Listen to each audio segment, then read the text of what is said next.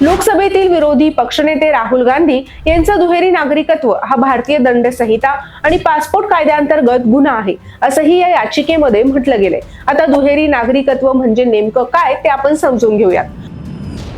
काँग्रेससाठी काही काळ बरा नाही असंच म्हणावं लागेल. आधी महाराष्ट्रामध्ये आणि नंतर दिल्लीमध्ये पराभव. राहुल गांधींच्या नेतृत्वावर या पराभवांनी पुन्हा एकदा प्रश्नचिन्ह उपस्थित केलंय. हे सगळं सुरू असतानाच राहुल गांधी पुन्हा एकदा एका कायदेशीर कचाट्यामध्ये सापडू शकतात. झालंय असं की 24 मार्चला अलाहाबाद उच्च न्यायालयाच्या लखनौ खंडपीठामध्ये काँग्रेस खासदार राहुल गांधी यांच्या नागरिकत्वाशी संबंधित असलेल्या एका याचिकेवर सुनावणी झाली. ही सुनावणी संपल्यानंतर उच्च न्यायालयाने केंद्र सरकारला या प्रकरणामध्ये उत्तर सादर करण्यासाठी अधिक वेळ दिला. पीटीआय या वृत्तसंस्थेनुसार या प्रकरणाची पुढील सुनावणी 21 एप्रिल पासून सुरू होणाऱ्या आठवड्यामध्ये केली जाईल असे आदेश लखनौ खंडपीठाने दिलेले आहे. आता दुहेरी नागरिकत्व म्हणजे काय, याचा राहुल गांधींना फटका बसेल का, हे सगळं आम्ही या व्हिडिओतून तुम्हाला समजावून सांगणार आहोत. नमस्कार, मी अश्लेषा, वन इंडिया मराठीमध्ये तुमचं स्वागत.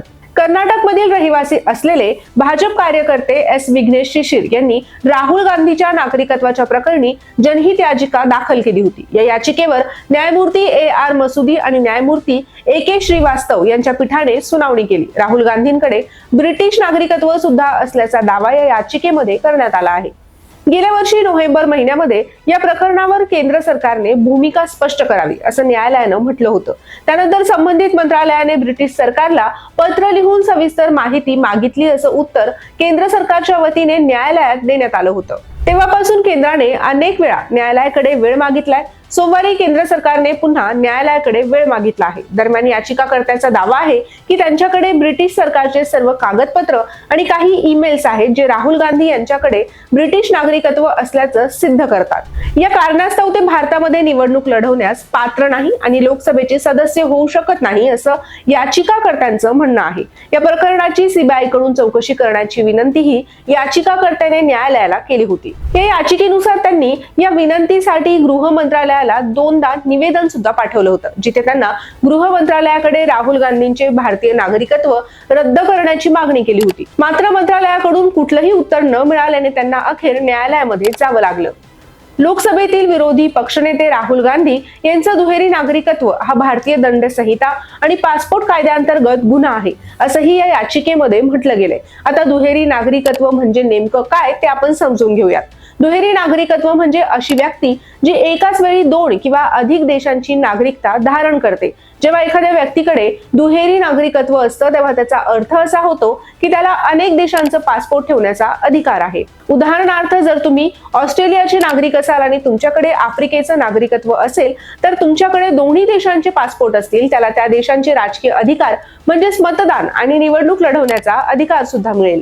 या व्यतिरिक्त त्या व्यक्तीला कोणत्याही व्हिसा किंवा वर्क परमिट शिवाय संबंधित देशामध्ये कुठेही काम करण्याचा आणि प्रवास करण्याचा अधिकार असतो. आता महत्त्वाचा प्रश्न असा की या दुहेरी नागरिकत्वाला भारतामध्ये परवानगी आहे का? तर भारतीय संविधान एखाद्या व्यक्तीला एकाच वेळी भारतीय नागरिकत्व आणि परदेशी नागरिकत्व दोन्ही धारण करायला मनाई करतं. संसदेमध्ये विचारलेल्या प्रश्नाच्या उत्तरामध्ये परराष्ट्र मंत्रालयाने म्हटलं आहे की भारतीय संविधानाच्या कलम 9 आणि नागरिकत्व कायदा 1955च्या कलम 9 मधील तरतुदीनुसार भारतात दुहेरी नागरिकत्वाला परवानगी नाही.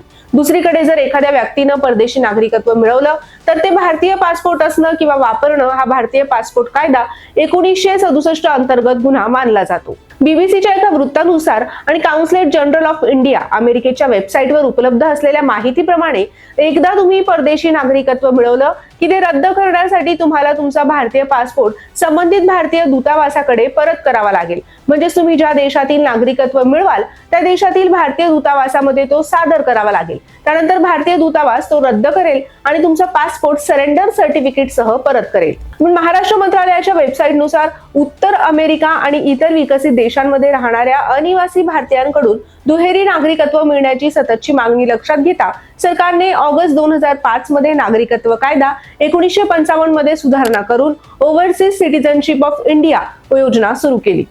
परराष्ट्र मंत्रालयाच्या वेबसाईटनुसार ही योजना भारतीय वंशाच्या सर्व व्यक्तींना भारताचे परदेशी नागरिक म्हणजेच OCI म्हणून नोंदणीकृत करते. या योजनेनुसार जे लोक 26 जानेवारी 1950 रोजी किंवा त्यानंतर भारताचे नागरिक होते किंवा 26 जानेवारी 1950 रोजी भारताचे नागरिक होण्यास पात्र होते ते OCI योजनेचा लाभ घेऊ शकतात. जे लोक पाकिस्तान, बांगलादेश किंवा केंद्र सरकारने अधिकृत राजपत्रातील अधिसूचनेद्वारे निर्दिष्ट केलेल्या इतर कोणत्याही देशाचे नागरिक आहेत किंवा राहिलेले आहेत ते या योजनेचा लाभ घेऊ शकत नाही. तथापि ओसीआयचा अर्थ दुहेरी नागरिकत्व असा लावू नये, कारण ओसीआय अशा लोकांना भारतामध्ये राजकीय अधिकार देत नाही. ज्यामुळे आता हा मुद्दा नेमका कुठल्या वळणावर जाईल आणि राहुल गांधींना किती अडचणीमध्ये आणेल हे पाहणं आता फार महत्त्वाचं ठरणार आहे. मंडळी, ही माहिती तुम्हाला कशी वाटली ते आम्हाला कमेंट बॉक्समध्ये जरूर कळवा आणि अशाच व्हिडिओसाठी आमच्या वन इंडिया मराठी या चॅनलला आता सबस्क्राईब करा.